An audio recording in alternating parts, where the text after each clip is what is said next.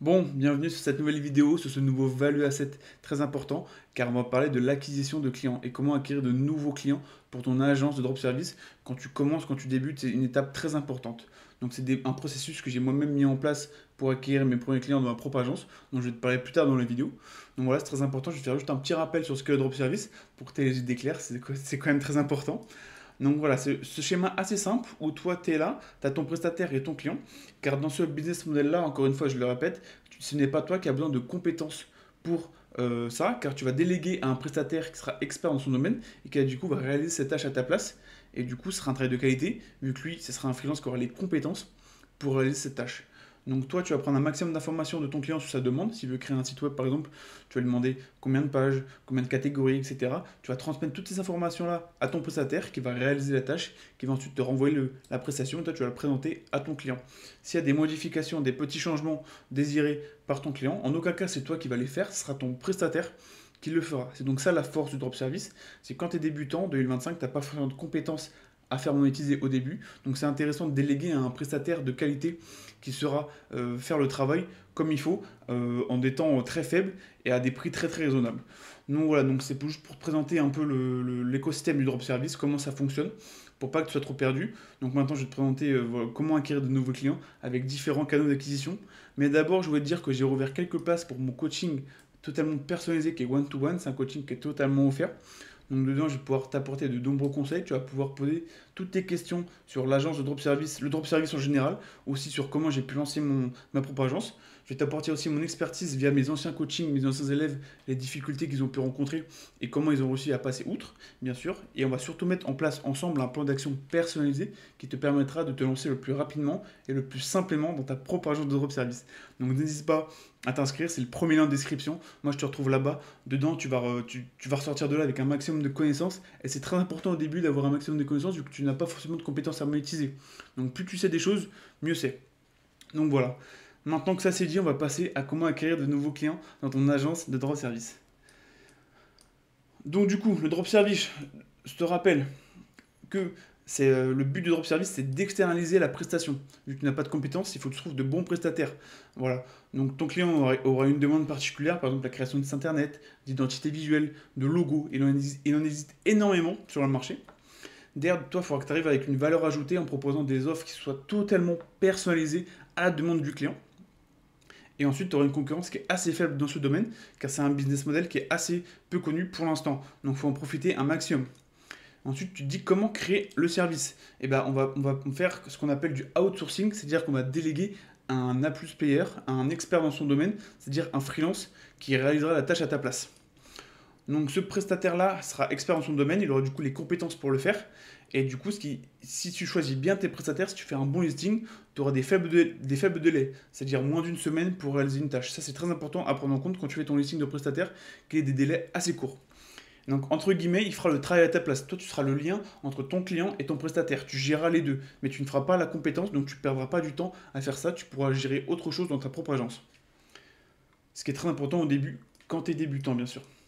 Ensuite, dans le drop service, on a le principe du high ticket, c'est-à-dire des prestations entre 1000 à 5000 euros.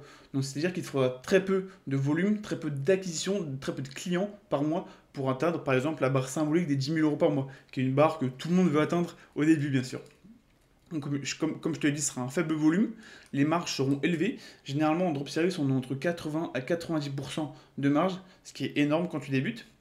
Ensuite, la valeur perçue sera aussi très élevée, car vu que ce sera des prestations assez chères, enfin chères, tout est relatif, à un certain prix, et ben ça va donner envie à ton client de travailler avec toi, et ce sera du coup des clients de qualité. Ils auront du coup ce qu'on dit un fort engagement, notamment émotionnel, car du coup ils vont engager une somme assez conséquente, donc ils vont investir dans le projet avec toi, et ça c'est très bien parce que du coup tu auras des clients de qualité qui communiqueront facilement avec toi, et qui communiqueront souvent, surtout qui donneront des retours sur ce qu'ils veulent, et sur ce qu'ils veulent améliorer.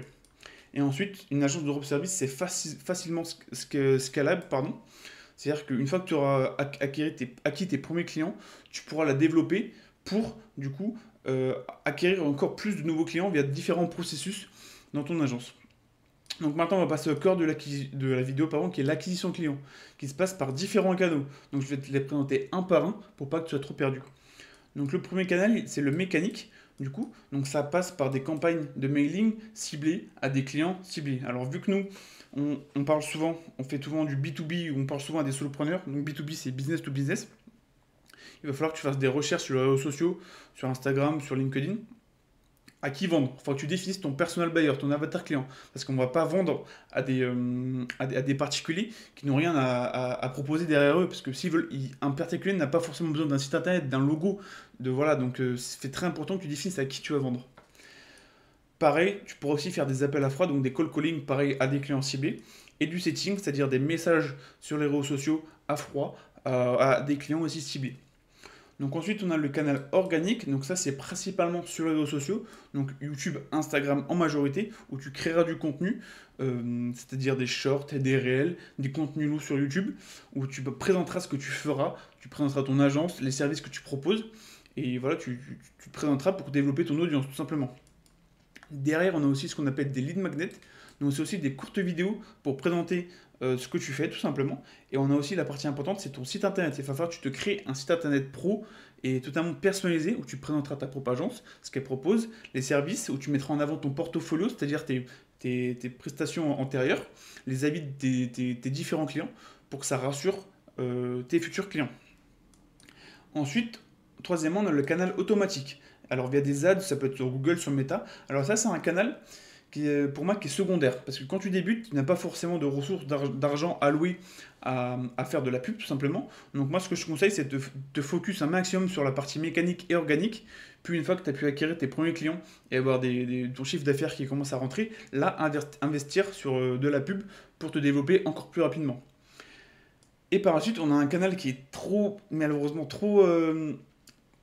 pas assez, qui est trop négligé malheureusement pour les débutants, c'est le BAO, donc le bouche à oreille, c'est-à-dire la recommandation. Une fois que tu auras travaillé avec tes premiers clients et qui seront satisfaits de ta prestation, de ce que tu leur as apporté, de la valeur ajoutée que tu auras pu leur apporter, et bah du coup ils vont te recommander autour d'eux, et du coup ça va te permettre d'avoir des clients entre guillemets sans avoir rien fait.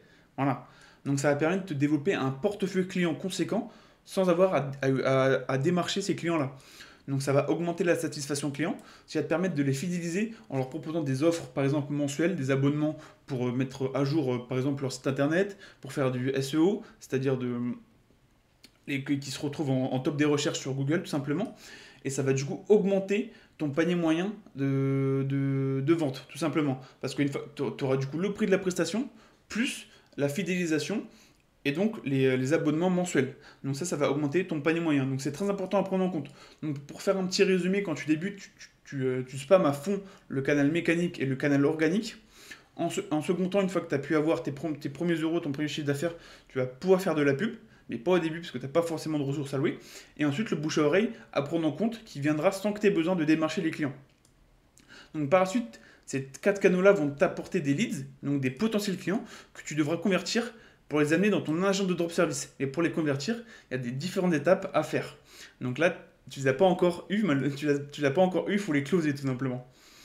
Donc c'est l'étape de conversion qui se passe par différents calls. Donc on a le R1 qui est un appel de découverte où tu vas prendre un maximum d'informations sur ton client, sur ce qu'il fait lui de son côté, ce qu'il veut de toi, qu'est-ce qu'il veut comme prestation.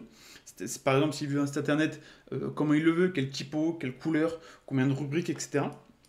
Derrière, entre le R1 et le R2, toi, tu vas contacter tes prestataires pour voir avec lesquels tu peux travailler et mettre en place le projet. Et du coup, avec le R2, tu vas présenter le projet à ton client. Et ce sera du coup un appel de vente, mais où tu récolteras du coup un acompte, une fois que le client sera satisfait, pour payer ton prestataire. Parce que c'est ça la force du drop service, c'est que tu n'as pas besoin de débourser ton argent pour payer ton prestataire. Ce sera via le premier acompte du client que tu paieras ton prestataire afin qu'il réalise la tâche le plus rapidement possible. Donc une fois que le compte a été délivré, ton prestataire va réaliser la tâche et après il va te le renvoyer. Et donc toi tu vas faire un R3 avec ton client pour ce que ça s'appelle un appel de délivrabilité où du coup tu vas présenter la prestation, c'est-à-dire par exemple le site, l'identité visuelle, le logo, voilà. Il va te donner son avis, il va te donner s'il y a des retouches à faire par-ci par-là. Mais en aucun cas c'est toi qui vas les faire. Tu vas du coup renvoyer à ton prestataire, tu vas dire ce qu'il faut modifier et il le fera. Donc pour résumer, entre le R1 et le R2, tu as une prise d'information maximum. Tu vas lui envoyer tes propres ressources, c'est-à-dire ça peut être tes réseaux sociaux s'il ne les a pas vus, ton site internet pour qu'il voit ton portfolio, tes différents avis, etc. Que tu vois comment est ton agence. Entre le R2 et le R3, tu as la transmission du service à ton prestataire. Et après, après le R3, tu as la présentation du service à ton client. Donc une fois que le R3 est fini et que la délivrabilité est finie, et ton client est satisfait, il y a soit la clôture du dossier, c'est-à-dire que bah, écoute, tu as délivré la prestation, c'est fini, mais ce qui est intéressant en drop service, c'est que tu peux avoir un suivi de ton client, comme je t'ai dit, tu peux mettre en place une fidélisation. Donc ça va augmenter le panier moyen, c'est-à-dire que c'est très intéressant à mettre en place, comme je t'ai dit, ça t'apporte une plus-value toi vis-à-vis de ton client. Tu peux lui proposer des services complémentaires sur ce qu'il veut, ou alors un service additionnel, c'est-à-dire que par exemple tu peux lui proposer un abonnement mensuel pour mettre à jour son site internet, alors que le suivi complémentaire c'est plus, ça peut être du copywriting sur son site, ou alors sur son site tout simplement, ou sur ses réseaux sociaux. Donc c'est ça qui est très intéressant à mettre en place en drop service. Donc voilà, donc c'est toutes les étapes pour mettre en place ton processus d'acquisition client pour acquérir un maximum de clients quand tu es débutant en agence de drop service. Donc voilà, n'hésite pas à lâcher un commentaire si tu as des questions, à t'abonner, à mettre un like. Voilà, c'était tout pour moi. Moi j'étais ravi de te parler, n'hésite pas à t'abonner, ça fait plaisir. Je te rappelle qu'il y a toujours le coaching one-to-one, il y a quelques places qui sont offertes. Donc n'hésite pas à réserver ton appel, c'est totalement offert. On parlera plus en détail du drop service, tu ressortiras de là avec un maximum de connaissances et c'est très important quand tu débutes. Donc voilà, c'est tout pour moi. Allez, à bientôt.